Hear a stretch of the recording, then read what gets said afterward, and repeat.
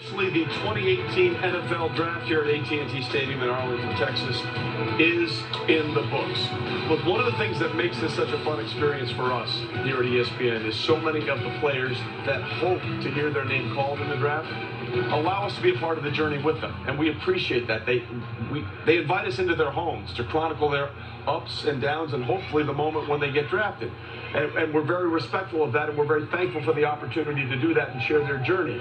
Unfortunately, 5 players allowed us to do that, and they did not get drafted. And we'd like to personally extend our thanks to them for letting us chronicle what happened to them, and hopefully they'll all be signed as undrafted free agents. That would be quarterback Riley Ferguson out of Memphis, Champ Chandler, the defensive back out of Temple, Michael Joseph, the defensive back out of Dubuque, Akram Wadley, the running back out of Iowa, and Clinton Flowers, the quarterback out of South Florida. Our heartfelt thanks for letting us come into your homes and be a part of your draft day experience.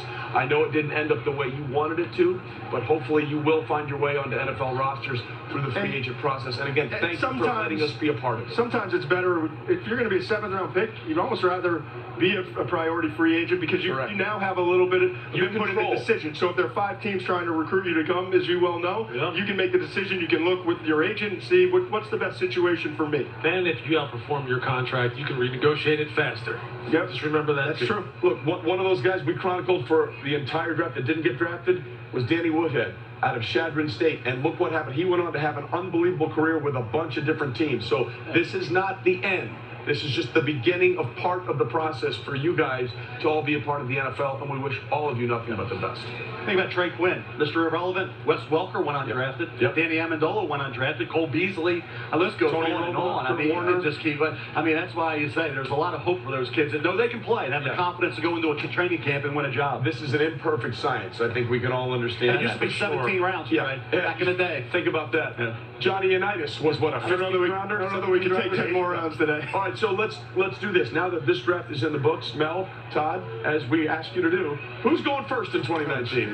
You know what? It's going to be a defensive line-dominated draft. If you guys come out, Ed Oliver from Houston is a heck of a player. You think about a guy like Nick Bosa at Ohio State, Joey Bosa's younger brother. Think about Drew Lock, quarterback at Missouri, with that big arm at Missouri. You got A.J. Brown, wide receiver at Ole Miss, a Greg Little, offensive tackle at Ole Miss, or Rashawn Gary, defensive lineman at Michigan, a Greedy Williams, the cornerback at LSU. So Dexter Lawrence, that big defensive tackle at Clemson. Clelin Ferrell, Austin Bryant at Clemson, defensive end. Clemson could have 3 defensive linemen drafted in the first 2 rounds, and then Bryant could be a little bit later. So they're loaded again, not surprising. Is Kipe a machine or what? Yeah, exactly. You see those names he just rolled out? Can we put his picture up one more time just for old time's sake? That picture? On Monday, he was calling me.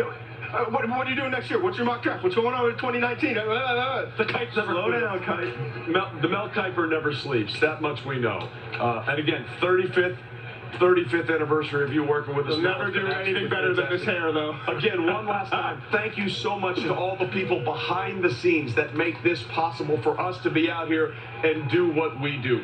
For all of us here in Arlington, I'm Trey Wingo. That does it for the 2018 NFL Draft.